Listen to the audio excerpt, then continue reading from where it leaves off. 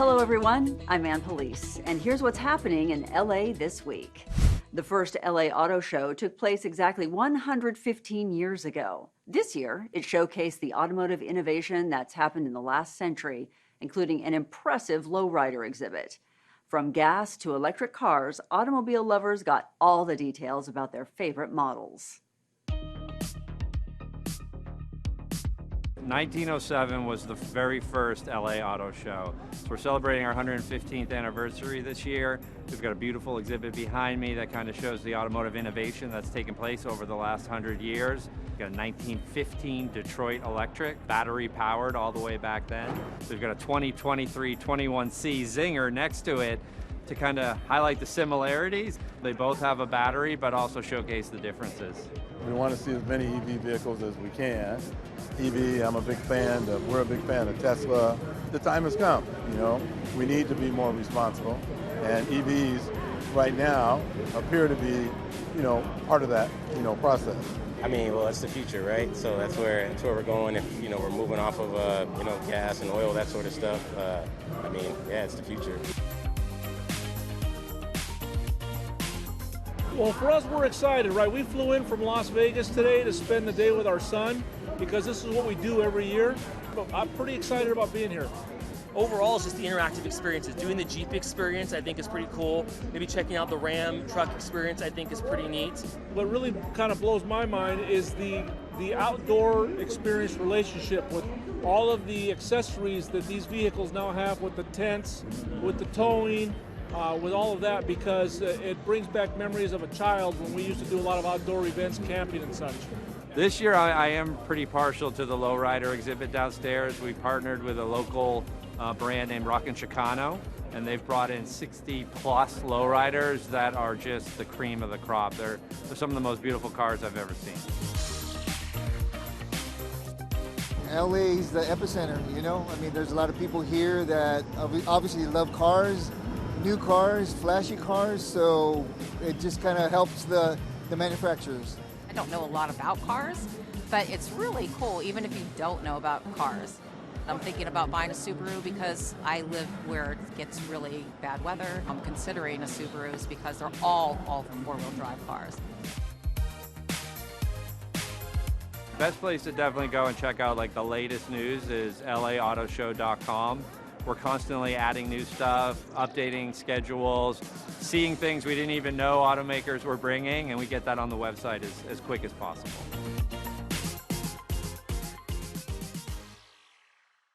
Tis the holiday season, and the good folks at Council District 8 celebrated their It's Lit tree lighting ceremony and Winter Wonderland.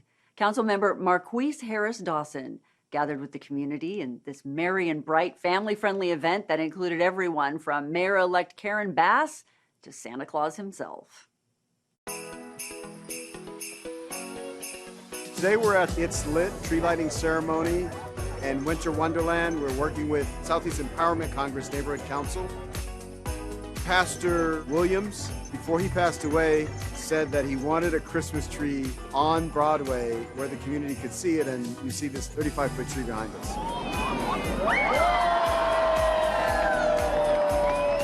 We have been doing this for 7 years. Each year it gets a little bit bigger, it gets a little bit brighter. So now we have our Winter Wonderland event. We have resources fair here for the community. We have everything from LAPD to the library, the health clinic. So we're all here to support the community and truly help support each individual person here at our side. Venimos porque mi hermana nos dijo que iba a haber una fiesta aquí de familiar y pues por eso nos dejamos venir para ver cómo está y está bien bonita, es una gran ayuda para la familia, para nosotros pues. It's just such an honor on behalf of LADWP to be a part of the joy this holiday season. So no matter what you believe or what you celebrate, we want you to have a safe holiday. We are ready for a good, positive holiday season. And just think, we're able to be together. For so many years, we weren't able to for COVID. So I think it's just an aspect of things getting better in Los Angeles. Feliz Navidad, sending cheer, joy, happiness, and all of your dreams and wishes to come true, because 'tis the season.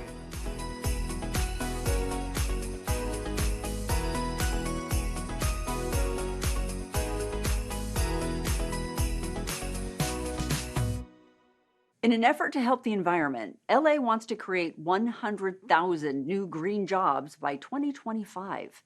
The Los Angeles Clean Tech Incubator is offering help to startups and those wishing to fight climate change at their Green Career Day. Check it out.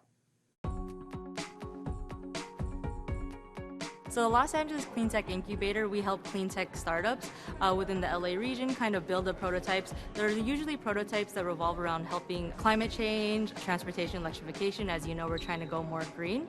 And we focus on providing equitable job opportunities and training for participants so they could have a chance to get a green, clean job. So our event here today, we're here to share our program about clean technology with the East LA region. And we're here to teach people about that program that we're hosting over at Lacey. In Boyle Heights, it being so close to the program, we are trying to advise more community organizations to refer their students or their clients to the program that Lacey has to offer. Within the mayor's Green New Deal, there's a goal to create 100,000 new green jobs by 2025. The city of Los Angeles hosts 62,500 green jobs. A lot of people are focused on blue-collar jobs, but within the clean field, it's the green-collar jobs. So people are transitioning from, let's say, mechanics, transitioning over to EV field. There's an opportunity for people who are learning either from the very beginning or incumbent workers who want to transition into this new field. I work for nonprofit Emerald Cities Collaborative, and we manage workforce training and education programs for opportunity youth to get them into the green sector. So I'm here to learn more about what information we could take back to them. If someone comes in, they will learn about what a green job is, what are the potential opportunities if you go through our training program, what it's like to be a participant in our program. We have one of our graduates here to talk about what he learned and then what he's up to now, as well as what the future looks like for green careers. I found Lacey because of an Instagram post that someone posted, so I decided to give it a try. And from there, I joined the micro mobility cohort. They teach you everything that has to do with light EVs, e-scooters, e-bikes. And once I finished that cohort, I was placed in an internship with a startup. So now for the last few months and the next few months, I'm interning with this startup. And it's very interesting, you know, it's a whole new field that I didn't know was out there. There's so much other opportunities out there than just what we see around the neighborhood. We will be hosting programs in the next year, 2023, about 4 of them to provide job training so they could essentially get jobs with our clean tech startups or partner organizations to help them for the green boom that's coming. If you want to learn more about green jobs in LA and how to get help and training for this sector, visit laincubator.org. The LA City Attorney warns about text scams. LAPD provides an update on train burglaries. And South Los Angeles opens its very first dog park. All these stories up next on City Beat.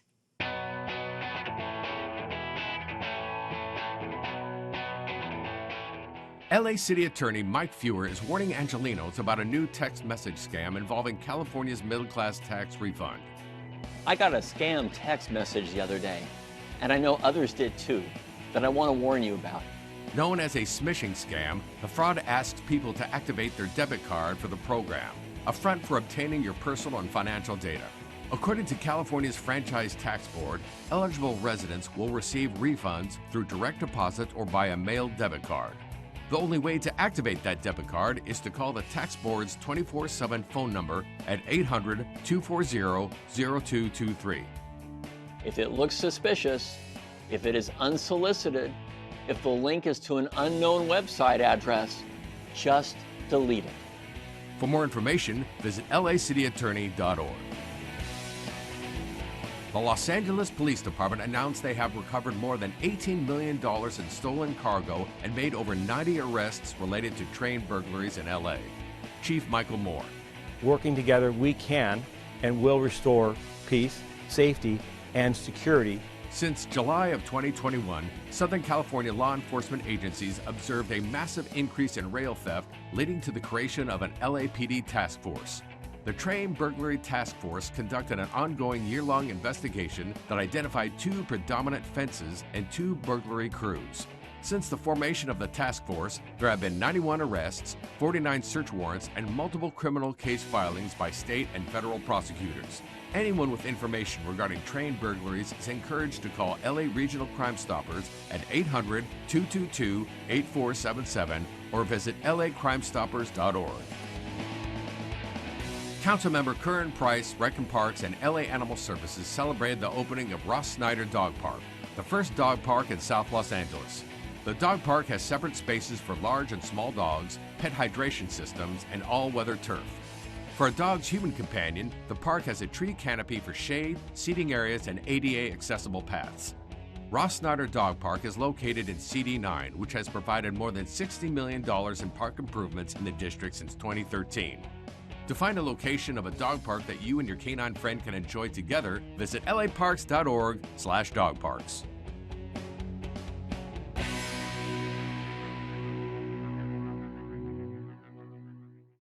Mitch O'Farrell has served for 2 terms on the Los Angeles City Council for District 13. I had the chance to sit down with the outgoing council member and discuss his political legacy, as well as his hopes for the future of Los Angeles. Let's take a look. Mitch O'Farrell has served on the Los Angeles City Council since 2013. The 2-term council member has been a well-known fixture in his district, which runs from Hollywood to Glassell Park. You laid the groundwork for many things that will continue happening in the future. Are there some highlights of your political career? Remarkable success in reducing homelessness over the last 2 years, especially in the Hollywood area, because of the ecosystem, the infrastructure that we built. We've housed about 1,000 people in the 13th district over the last 2 years alone. Hollywood alone represents a 57% reduction in homelessness, not because we've moved people away or displaced them or done any sweeps, because we don't do that. We have a model that works, and I think it can be a model for the rest of the city. So that's a big success. We've made safety around our schools a priority. As the product of the public school system myself, it's a priority of mine to make sure that parents don't have to worry about their children as they go to and from school. All the streetscape improvements we've done across the district. We've really greened up the 13th district. We eliminated Columbus Day from the city's administrative code. We replaced it with Indigenous Peoples Day, and that accelerated the movement across the nation. I've always uplifted the arts. I freed up the arts development fee, so now we have arts projects across the city. As chair of the Energy and Environment Committee, we have pioneered some of the most ambitious but very doable climate change and environmental restoration initiatives anywhere in the United States. I'm leading in the transition to clean energy by 2035, something I'm very, very compassionate about, and I'm hopeful that there will be someone else on the City Council to take this charge, because if we don't have a livable city in Los Angeles, nothing else we do is really going to matter. So what's next for you? Any chance we're going to be seeing you back on stage or on screen? Gosh. I'm not retiring. I've got lots of energy. Yes. I was never planning on higher office after this anyway. I want to make sure that my team of talented public servants have a career that they can enjoy well into the future, because the city deserves to benefit from their talents. We have lots of lasting legacies that are visible now and will be visible into the future, and people will benefit from them. Mitch, thank you so much for joining us. We wish you nothing but the very best in your future endeavors. Thanks, Ann. It's great to be here, and I love Channel 35. Keep up the incredible work here. I'm Ann Police. Thanks for joining us.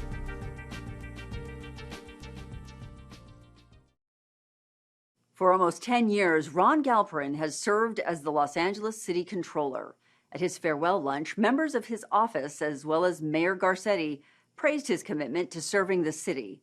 Amongst his successes, Galperin is proud of the complete transparency of the city's finances and becoming the #1 data city in the U.S. Let's take a look.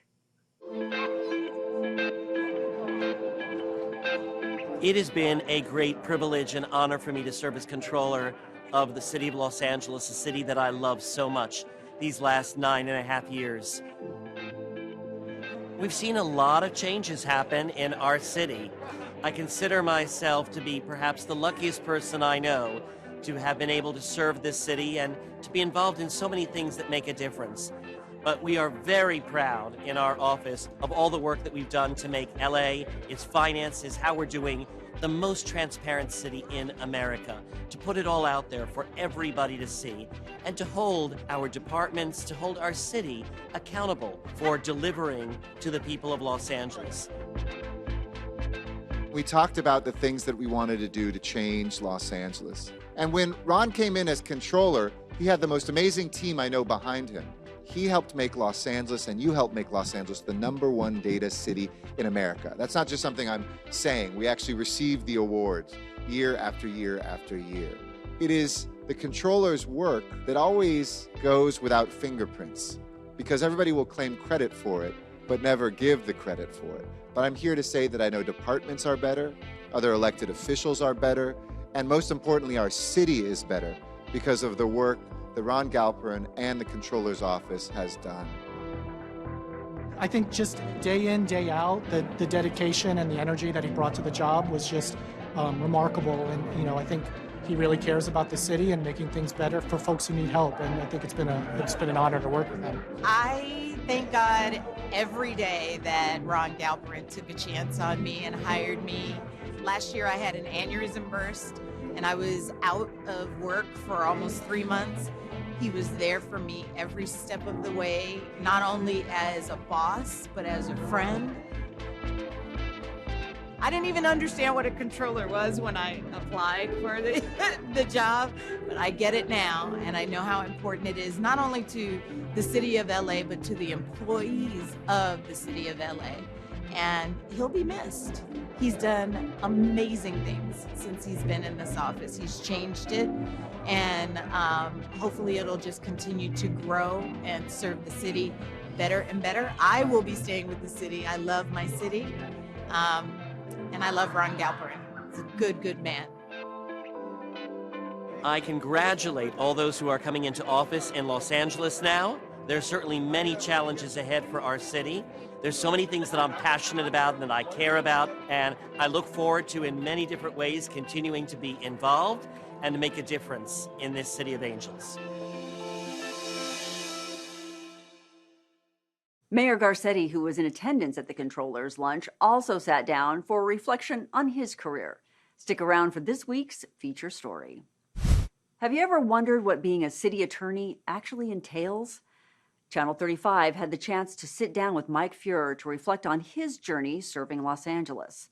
The departing city attorney discussed what led him to this position, some of his career highlights and struggles, and shared his gratitude for being part of a force for good in LA. Bringing people together, that's what Los Angeles should be about.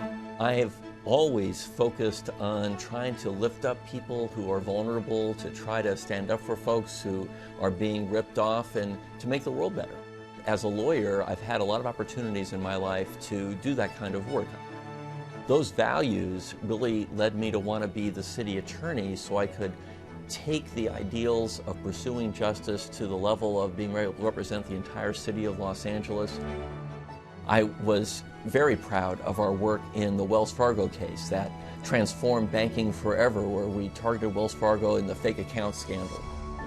In the pandemic, our office was, I think, the most impactful public law office in the United States in combating fake tests and preventions and cures, price gouging, a whole array of matters that we brought to the fore that really protected public health. I'm very proud of our leadership on gun violence prevention, both here and nationally. I was the co-founder and co-chair of Prosecutors Against Gun Violence, the first ever national coalition of prosecutors focused on combating gun violence. Spoken at the White House. We worked across the nation to get guns out of the hands of domestic abusers and grapple with the issue of ghost guns. I'm really proud of our criminal justice reform work, where we've been able to take a look at how we can transform the lives of offenders and reduce repeat offenses.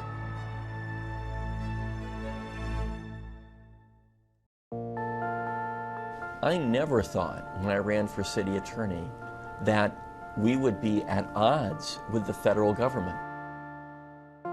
But that's in fact where we found ourselves when the Trump administration first took office. When the Muslim travel ban first took effect, It was a Saturday evening, and I realized that around the country there was havoc at airports and at our airport, at LAX. And I didn't know what exactly my plan would be, but I knew I had to go to the airport where people, because of their religion, were being detained, because it felt like our country was slipping away. I wanted to speak to the top Trump official who was in charge of that effort, and he wouldn't talk to me. I said to him, I want to see the detainees. He said, you can't do that. How many are there? Not at liberty to say. Where are they? I can't tell you.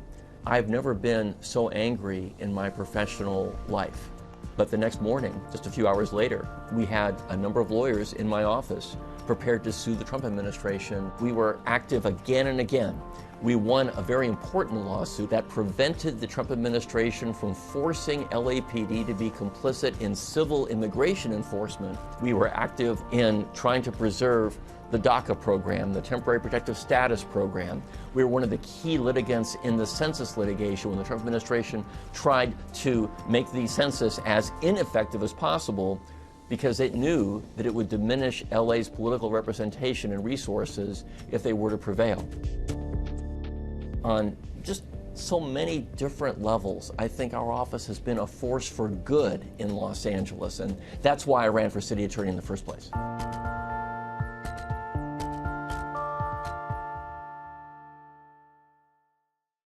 In our feature story this week, our own Maria Hall Brown sits down with Eric Garcetti, 42nd mayor of the city of Los Angeles. The exiting mayor discusses what drew him to this executive position, some of the takeaways from his time in office, and his biggest career challenges, including the handling of the COVID-19 pandemic. Let's hear the story.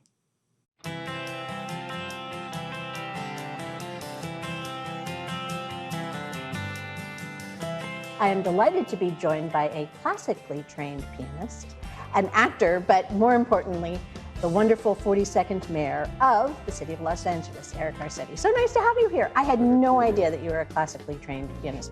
My great-grandparents played the piano. My grandparents on my mom's side met in piano school, and my mom played. So I was just kind of continuing the family tradition. And while I've been mayor, I've kept the piano in my office for almost the entire 9.5 years. 9 years being the mayor. Obviously, there are an enormous amount of things that you could have not have predicted, pandemics, et cetera. But walking into the job, have there been things that you expected, and did it live up to your expectations? When I was running for office, I never pictured it. I kind of waited till I was here on day one. Obviously, the building was familiar. 12 years I had served as a local public servant. So you have to be ready to run 41 departments. You have to be comfortable being an executive. This was my first executive position, and I loved being an executive because the speed with which you can act is just so different. I'm ambitious about policy, and I want to know everything. It's my nature. Don't just tell me 2 things I'm going to do as mayor. I want to do things in all 41 departments and multiple things in each. Green New Deal that has over 460 pledges in it. Looking at understanding how the street paving material gets made and what the impact is on the environment. Understanding how our Department of Water and Power actually functions, the supply chain issues that you learn in the Port of LA. Each one of those could be a huge job just on its own, let alone when you're supposed to be the chief executive. And then March of 2020, the rug got pulled out from under every plan anybody could have made. Obviously, we saw you were visible daily, briefing the city on what was going on. What were your days behind the camera like? What was it really like in the mire of everything that was going on? I have to say it is the toughest time I've ever lived through, and one of the proudest times in terms of the work that the team here in the city of Los Angeles did. The risk that we took, the communication that we did in this room, 100 briefings, prime time on every channel, English, then take a breath and do it in Spanish, and then answer everyone's questions. Mobilizing tens of millions of dollars of private donations, lobbying the feds and the state government to do the same thing and to help save us, and making really scary decisions. And I think the lesson I learned was you have to accelerate. Don't wait for somebody else to make decisions in a crisis. Are you going to miss the job? Yeah, of course I will. This has been the best job one could have. It's the toughest job you could ever have, and it's the best job you can ever have. And it's a paradox because of that. To imagine myself 10 or 20 years from now acting today, did I make the right decision today for what the city needed then? But for the most part, I've tried to realize that most of the things you do are not about the criticism of today or the headlines of tomorrow. They're really about how the chapter looks back some 20 years from now. Get into the festive spirit at the Pacoima Holiday Parade. Enjoy the Nutcracker live at the Warner Grand Theater. Or join in the fun at the Chatsworth Holiday Parade and Festival. All this up next on Things to Do.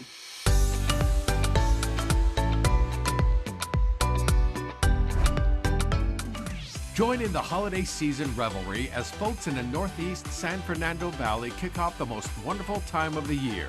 Don't miss Pacoima's very own time-honored holiday parade as it proudly returns for its 55th year. Sponsored by Councilwoman Monica Rodriguez, this parade has something for everyone.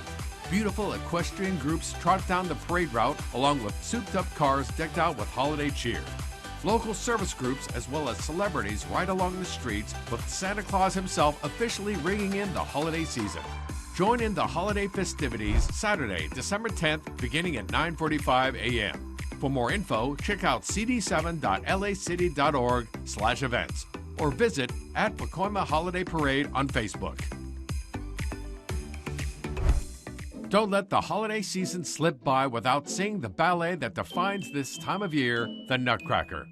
Presented by the San Pedro City Ballet, LA's Department of Cultural Affairs, and the Port of LA, this performance of the Nutcracker will light that unforgettable spark in your holiday traditions. Join Clara on a snowy Christmas Eve as she travels on a dreamlike journey where toy soldiers, a mouse king, and a Nutcracker-turned-prince come to life. This time the story set to Tchaikovsky's score is so magical, it's worth retelling every year. Don't miss out on the must-see show of the holiday season at the Warner Grand Theater. The Nutcracker runs from Friday, December 9th through Sunday, December 11th. For times and tickets, check out sanpedrocityballet.org. The Chatsworth Holiday Parade and Festival returns as they celebrate this year's theme, Hometown Holidays. Community volunteers create Christmas magic as the parade and festival come alive with the sights and sounds of the holidays for a fun-filled day of merriment. In a breathtaking flyover, World War II planes will take to the sky, while marching bands, dancing, clowns, and live performances keep the crowd's holiday spirits up at ground level. The festivities continue after the parade with more holiday food and entertainment at the Chatsworth Holiday Festival. The Chatsworth Holiday Parade and Festival, sponsored by Councilmember John Lee, is on Sunday, December 11th, beginning at noon. All the information you need about the festival is at chatsworthholidayparade.org. And that's a look at some things to do.